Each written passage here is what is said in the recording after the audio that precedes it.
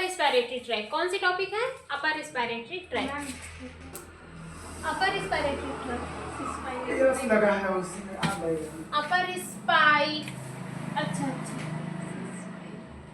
Respiratory tract, ठीक है। जिसमें से हम कौन सा पढ़ेंगे आज? सिर्फ नोजल और नोजल कैविटी का पढ़ेंगे। इस वीडियो में छोटा सा वीडियो बनेगा, सिर्फ नोज और नोजल कैविटी का बनेगा, ठीक है। अंशिका खुश हो गई, खत्म होने वाला है ना।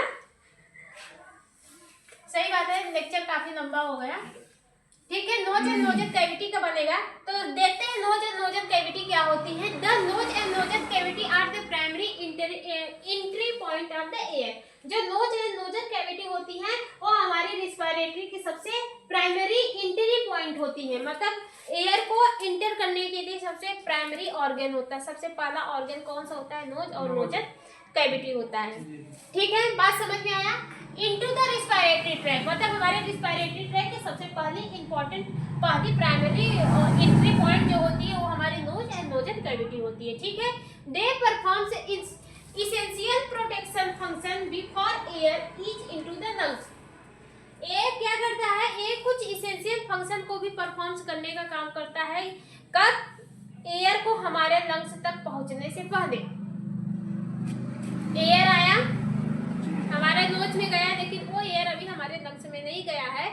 लंग्स तक पहुंचने से पहले वो एयर के साथ कुछ प्रोटेक्शन प्रोवाइड करवाता है, मतलब कि कुछ फिजिकल एक्टिविटी अपनी तरह से शो करता है। कौन कौन सी होती है अभी आपको समझ में आएगा, ठीक है। मतलब ये हमारी इसेंशियल प्रोटेक्शन फंक्शन भी परफॉर्म करते हैं। कब करते हैं?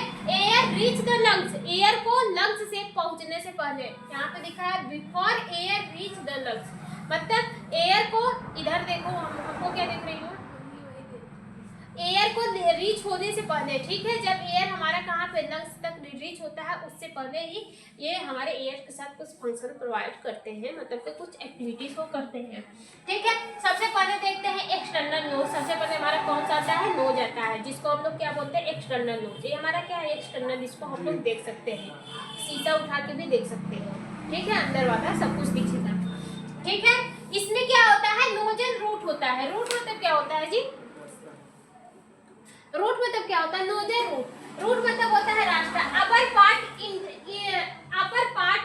और नियर, ये क्या होता है? Upper part near the forehead, ठीक है। ये नोजल रूट जो होता है ये हमारे फोरहेड है, हमारा क्या है? फोरहेड है ना, उसी के नियर में होता है ये हमारा। उसी के नियर में क्या होता है? हमारा ये वाला प्रेजेंस होता है, मतलब उसी के पास में प्रेजेंस होता है। ये ब्रिज परफॉर्म्स करता है, मतलब कि नोजल बोन्स के थ्रू क्या करता है? एक ब्रिज परफॉर्म्स करता है, एक ब्रिज को बनाता है, ठीक है। बात समझ में आया?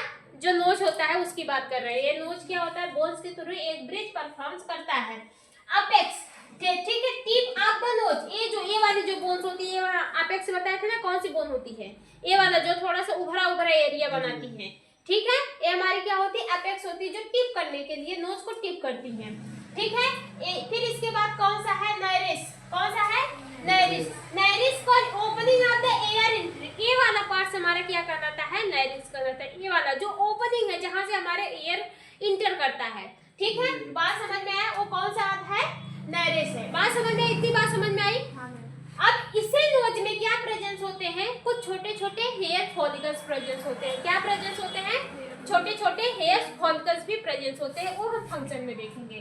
फिर इसके बाद हमारा दूसरा कौन सा आता है? Nozzle cavity. दूसरा कौन सा आता है? Nozzle cavity. ए वाला पार्ट खत्म, अब ए वाला पार्ट आएगा। कौन सा? ए वाला पार्ट, ये ऊपर वाला पार्ट जो होता है, ठीक है। The nozzle cavity it is the largest air filled space behind the nose. ये जो नोजल कैविटी होती है ये एयर को सबसे ज्यादा फिल करती है। सबसे ज्यादा एयर हमारे कहाँ पे फिल होती है? यहाँ पे फिल होते हैं। छोटे से मत समझो यार, बहुत बड़ा है, ठीक है। इससे ज्यादा बड़ा हमारा ए है, ठीक है। यहाँ पे सबसे ज्यादा एयर कहाँ पे फिल होती है? हमारे नोजल कैविटी में फिल होती है, ठीक है। ये जो होता है ये हमारे दो चैम्बर में क्या होता है? डिवाइड होता है। क्या होता है? दो चैम्बर में पूरी तरह से डिवाइड होता है। Divided by the laser spectrum. किसके थ्रू डिवाइड रहता है? लेजर स्पेक्ट्रम के थ्रू डिवाइड रहता है। ये वाला जो हमारा पार्ट होता है ये पूरा अंदर तक, ये वाला जो बांट रहा है हमारे एक नोच और दो नोच को, जो बीच में से बांट रहा है, वो हमारा कौन सा कहलाता है? स्पेक्ट्रा कहलाता है। क्या कहलाता है? स्पेक्ट्रा। सेप्टम कहलाता है। क्या कहलाता है? नोजल सेप्टम कहलाता है, जो हमारे नोज को दो भाग में डिवाइड करता है, ठीक है। एक आपका होता है एंटेरियर पार्ट, ठीक है, एक आपका होता है पोस्टेरियर पार्ट। एंटेरियर मतलब क्या होता है? एंटेरियर मतलब आगे, आगे का, पोस्टेरियर मतलब पीछे का। मतलब कि ये हमारा जो पोस्टेरियर पार्ट होता है वो किससे बना होता है? बोन से बना होता है। जो एंटेरियर पार्ट होता है वो किससे बना होता है? कार्टिलेज से बना होता है। ये वाला पार्ट, ये हमारा क्या होता है? कार्टिलेज से बना होता है। और ये हमारा क्या होता है? बोन से बना होता है। बात समझ में आया कि नहीं आया? ये हमारा नोज बताया है और पूरे को लेकर हमारा क्या बता रहा है? नोजल कैविटी के नाम से बता रहा है। पूरे को लेकर नोजल कैविटी बता रहा है। और ये वाला क्या है? नोज बता रहा है। ठीक है, बात समझ में आया? तो यहाँ पे ये वाला जो आगे वाला पार्ट होता है ये हमारा देखिए थोड़ा सा दब जा रहा है, थोड़ा सा ऐसे हो जा रहा है। ये हमारा क्या होता है? मतलब कि ये हमारा कार्टिलेज बोन से मिलकर बना होता है, जो थोड़ा सा क्या होता है? थोड़ा सा लूज होता है।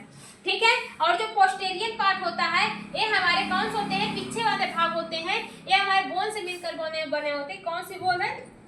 Ethmoid bone. कौन सी बोन है?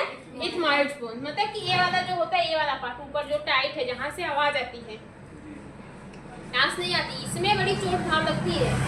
इस वाले बोन्स में अगर कोई मार दिया, बहुत भयानक घाव लगती है और तुरंत गुस्सा आता है, मन करता है पटक के मारे पहले। इस पे कभी घाव लगा है? मार देते सब इससे हम लोग को। अगर झटके से लग जाए तो बहुत भयानक चोट लगती है। ठीक है। अगर किसी को बकायदे में से मार दो ब्लीडिंग आने लगती है, कर जाता है ना। ठीक है, बात समझ में आया? फिर इसके बाद क्या है?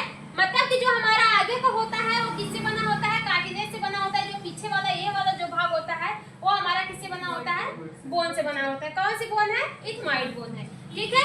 द नेजल कैविटी, जो नेजल कैविटी होती है lines between the mucus membrane. Nasal cavity के अंदर एक लाइंस होती है। किसकी लाइंस होती है?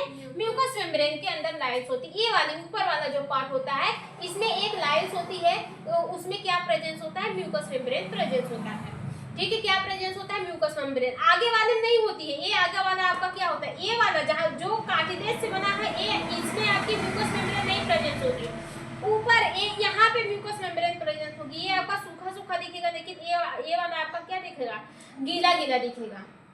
ठीक है। बहुत लोग की तो ऐसी भरी रहती है, ऐसे देख लेते हैं तो पीला पीला दिखता है। हम आए थे, हमेशा सब करते हैं। ऐसा हुआ है, मेरे कांटेक्ट में ही है एक आध दो, मेरे यार देख लेते हैं तो खाना नहीं खाने का मन करता है, ऐसी कंडीशन है यार। वो है, ठीक है, आपकी फिजिकल एक्टिविटी है, आपके बॉडी का है, तो उसको साफ करो हमेशा।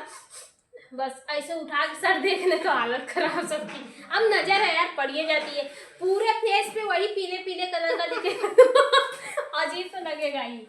ठीक है।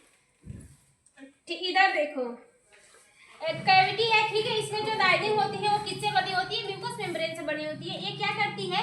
ये म्यूकस को सिक्रीट करती है। किसके लिए बनी होती है? म्यूकस के प्रोडक्शन के लिए बनी होती है। मतलब कि हमेशा म्यूकस का सिक्रीशन करवाती है। ठीक है। बात समझ में आया कि नहीं? अब फंक्शन देखते हैं, ये ही दोनों का फंक्शन क्या होता है। सबसे पहले क्या है? Air filtration. क्या है? Air filtration. Hair traps large particles. ठीक है। जो हमारे नोजल कैविटी, जो हमारी नोज होती है, नोज मतलब कि जो हमारे एंटेरियर पार्ट होते हैं, नोज के एंटेरियर पार्ट जो कार्टिलेज से बने हैं, इसमें आप देखेंगे कि छोटे छोटे छोटे आगे टाइप ये जो होल होता है, यही पे क्या प्रेजेंस होते हैं? रोमे प्रेजेंस होते हैं, बाल प्रेजेंस होते हैं। वो क्या करते हैं? वो लार्ज पार्टिकल को ट्रैप कर लेते हैं, मतलब लार्ज पार्टिकल को रोक देते हैं। जैसे धूल धक्कड़ हो गया, आप दवाई करिए ना, पूरा यहीं पे जाके अटक जाता है, ऐसे सब भर जाता है। दवाई करिए, जो लार्ज पार्टिकल रहता है उसको क्या करता है? रोक लेता है।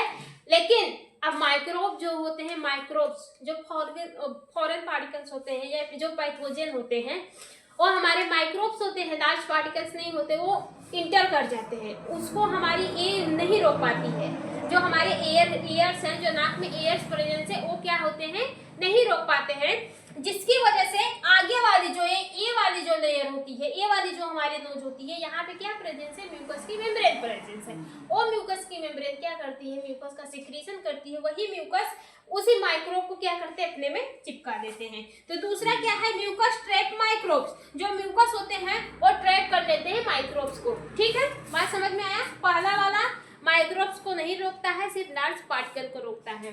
ठीक है। फिर इसके बाद क्या है? Cilia push the divided they brides towards the thought. जो सिलिया होती है ये मतलब कि पुश करने का काम करती करती है, ऑक्सीजन को आगे की तरफ क्या करती है, पुश करने का काम करती है, ठीक है, थॉट की तरफ वो जाए। फिर इसके बाद क्या है, एयर कंडीशन। क्या है, एयर कंडीशन। एयर कंडीशन में क्या है, warm the air with blood supply, ठीक है। एयर कंडीशन क्या है, एयर विथ ब्लड सप्लाई। ये क्या करता है, एयर को ब्लड सप्लाई के साथ क्या करता है, एयर जो हमारी हवा आती है उसको क्या करता है, गर्म कर देता है। जैसे आप जब हवा लेते हैं, ठंडी ठंडी देते हैं, हवा को निकालिए, देखिए एक गर्म आता है ना, गर्म तरीके से आता है ना, उस हवा को क्या करता है, वार्म कर देता है, मतलब कि गर्म करने के लिए भी रिस्पॉन्सिबल होता है, ठीक है। फिर इसके बाद क्या है, ह्यूमिडिटी, ठीक है। क्या है, ह्यूमिडिटी, ह्यूमिडिफाई, ये air with mucus and water vapour. ये जो म्यूकस होती है ना, एयर को क्या करता है, म्यूकस में कन्वर्ट करके वाटर पेपर में कन्वर्ट कर देता है। मतलब कि जो म्यूकस होती है, इसलिए म्यूकस जो होती है देखो पानी पानी की तरह गिरती है, जब नाक वगैरह बहती है तो देखा करो ना, उसमें म्यूकस क्या होती है, पानी पानी की तरह गिरती है, मतलब वो उसको वेपर में कन्वर्ट कर देता है, ठीक है, बात समझ में आया।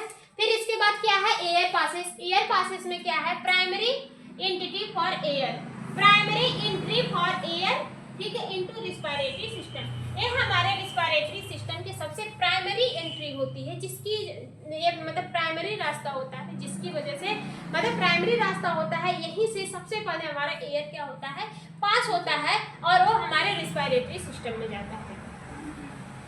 बात समझ में आया। फिर इसके बाद क्या है, स्मेल्स। क्या है, स्मेल्स। ऑल्फैक्शन। क्या है, ऑल्फैक्शंस। नाक से ही क्या करते हैं हम लोग, स्मेल का डिटेक्शन करते हैं। जैसे अभी कुछ महक रहा है, ऐसे सुनते हैं क्या महक रहा है, किसी घर में अच्छा खाना बन जाए तो बड़ा तेज से, जरूर इसके घर में अच्छा बन रहा है, जरूर चिकन बन रहा है। एक हमारी भाभी है, साइड में ही है, वो मतलब इतना अच्छा खाना बनाती हैं कि कुकर उनका चढ़ा तो अच्छी अच्छी खुशबू भी आती है। ये उनके किचन की खुशबू सिर्फ संडे को ज़्यादा देखने को मिलती है। हम संडे को रहते हैं तो उनका खाना 12 से 1 बजे के भीतर ही बनता है, उसके पहले नहीं बनता है। गजब बनाती हैं, बहुत अच्छे अच्छे, एकदम चिकन वाली खुशबू आती है, माइंड फ्रेश हो जाता है। इसीलिए रोज़ संडे को चिकन खाते हैं। अच्छा बनाती हैं वो, जो भी हो बहुत अच्छा बनाती हैं। अब टेस्ट नहीं किए हैं, कभी दी नहीं है, ठीक है। फिर कौन सा, ऑल्फैक्टरी रिसेप्टर। हमारे नोज में क्या प्रेजेंस होता है, ऑल्फैक्टरी रिसेप्टर प्रेजेंस होता है। ये कहाँ पे प्रेजेंस होता है, नेजल कैविटी के पास प्रेजेंस होता है। ये स्मेल को डिटेक्ट करता है, किसके लिए है, स्मेल को डिटेक्ट करता है। बात समझ में आया। नोज किसके किसके लिए रिस्पॉन्सिबल होते हैं, एयर को फिल्टर करने के लिए, माइक्रोब्स को खत्म करने के लिए, एयर कंडीशन करने के लिए, इसके बाद ह्यूमिडिफाई करने के लिए, एयर पास होने के लिए, ठीक है, इसके बाद स्मेल को डिटेक्ट करने के लिए। ये हमारे नोज क्या होते हैं, रिस्पॉन्सिबल होते हैं। बात समझ में आया। स्मेल क्या होता है, स्मेल में ऑल्फैक्शन होता है। ऑल्फैक्शन मतलब होता है जब हम ऑल्फैक्टरी के थ्रू जो हमको मैसेज मिलता है, ऑल्फैक्शन में ऑल्फैक्टरी रिसेप्टर होता है, हमारे नोजल पे प्रेजेंस होता है। वो स्मेल आती है तो हमारे नोज के इसी ऑल्फैक्टर पर बाइंड करती है, तो एक मैसेज आता है, तो पता लगाता है कि हाँ ये अच्छी स्मेल है या फिर बुरी है, ये चिकन की स्मेल है, ये इसकी स्मेल है। पहली बार अगर आप कोई भी स्मेल सुनेंगे ना, आप कंफ्यूज रहेंगे ये किसकी स्मेल है। जब दूसरी बार आप उसी की स्मेल सुनेंगे ना, आप फिर भी समझेंगे ये अच्छा, ये उसका। अभी पहले आप चिकन का स्मेल कभी नहीं सुना है, हम बनाएंगे तो आप कंफ्यूज रहेंगे, अरे क्या बनाए हैं, क्या बनाए। हम आपको बता देंगे चिकन है, ये चिकन की स्मेल है। वो वाली स्मेल आपके दिमाग में फिट हो जाएगी, आपके ब्रेन में स्टॉक हो जाएगी। जब दूसरे दिन हम बनाएंगे तो आप सीधा बोलेंगे, दोबारा तब नहीं आएंगे बोलने कि हाँ ये किसकी स्मेल है। आप कहेंगे ये चिकन बना रही हो क्या, सीधे। तो ठीक है, ये सारे मैसेज क्या होते हैं, आपके मेमोरी में सेव हो जाते हैं। जो एक्टिविटी आप एक बार करते हैं, उस एक्टिविटी को आपका ब्रेन क्या होता है, स्टोर कर देता है। उस एक्टिविटी को दोबारा अगर आप करते हैं तो वो पहचान में आ जाता है। ठीक उसी तरह से हमारा इम्यून सिस्टम भी होता है। एक बार जिस बैक्टीरिया को मार दिया, दोबारा अगर वही बैक्टीरिया इंटर करती है, एक बार अगर वो बैक्टीरिया इंटर की तो आपका इम्यून सिस्टम उससे अनजान रहता है, उसको खत्म तो कर देता है, लेकिन उससे आपको बीमारी हो जाती है। लेकिन दोबारा अगर वही बैक्टीरिया आपके बॉडी में इंटर की तो किसी भी टाइप की कोई भी बीमारी कॉज नहीं कर पाएगी। कोविड है, क्या कोविड खत्म हो गया, क्या कोविड वायरस खत्म हो गया, वो वायरस है, बस हमारा इम्यून सिस्टम उस वायरस को एडॉप्ट कर रहा है, उसको खत्म कर दे रहा है। उतना ताकतवर वो वायरस बन गया है कि उसको खत्म कर दे रहा है। जितनी भी बीमारी आई है सबसे, जैसे कोविड एक बार आया है तो हल्का मचा के गया है, वैसे मलेरिया आई थी, एक बार तहलका मचा के गई थी, ठीक है। एक बार चेचक आया था, तहलका मचा के, चिकन पॉक्स आया था, तहलका मचा के गया था। तो ऐसे ही बीमारी आती है, तहलका मचा मचा के चली जाती है, फिर उसका क्या होता है, इलाज होता है। क्या मलेरिया किसी को नहीं होता है। अब किसी की मलेरिया जान जाती है, बहुत रेयर कंडीशन में किसी की जान जाती है, ठीक है, उसका इलाज हो गया है। और आपकी इम्यून सिस्टम भी उस बीमारी के प्रति एक्टिव हो गई है, उसके वजह से एंटीजन बना के रख दी है, अपने बॉडी में स्टोर कर दी है। जैसे ही उस बीमारी का बैक्टीरिया आपके बॉडी में एंटर करता है, तो इम्यून सिस्टम उसमें से तुरंत क्या करता है, एंटीजन को या फिर एंटीबॉडी को निकालता है, जाओ जाओ उससे बाइंड करो। तो जो बैक्टीरिया होते हैं उसमें एंटीजन पाया जाता है, हमारे बॉडी से एंटीबॉडी निकलती है, एंटीजन एंटीबॉडी आपस में बाइंड करके बैक्टीरिया को खत्म कर देते हैं, ठीक है। तो बहुत तरीके से इस पृथ्वी पे बैक्टीरिया है, वायरस है, फंगी है, ठीक है। लेकिन एक सबसे वायरस में सबसे घटिया काम ये रहता है, वायरस अपने प्रोटीन्स को हमेशा चेंज ही करता रहता है, ठीक है। इसलिए हमारा जो इम्यून है, पहले आपको राइबोसोम प्रोटीन्स वाले बैक्टीरिया को मारा, फिर अगली बार कोई आ रहा है, वही वायरस है, गया एक्सचेंज करके दूसरा कोई प्रोटीन्स बना लिया, ठीक है, दूसरा कोई प्रोटीन्स बना लिया। अब हमारा इम्यून सिस्टम कंफ्यूज, हम तो मारे थे राइबोसोम वाले, ये नया आ गया तो उसको नहीं खत्म कर पाएगा, ठीक है। तो प्रोटीन चेंजेस भी अगर वायरस में हो जाता है, तो वायरस दोबारा से अगर आपके बॉडी में अटैक करता है, तो उससे भी आपको एक बीमारी देखने को मिलेगी। लेकिन एक वायरस से एक ही बार बीमारी होती, दोबारा नहीं, ठीक है। बात समझ में आया? इसमें कोई डाउट है? क्या है, बोलो। मैम मुकर जब पानी जैसा आता है तो वो नमक में कैसा रहता है? हाँ, तो सोडियम तो हमारे बॉडी में है ही। मैम तो वो ब्लड में रहता है, ब्लड में कौन सोडियम वगैरह तो ब्लड में रहता है। आंसू भी गिरते हैं, आंसू में भी हमारे नमक पाए जाते हैं, सेल्स में होते हैं। कौन बोला है कि सोडियम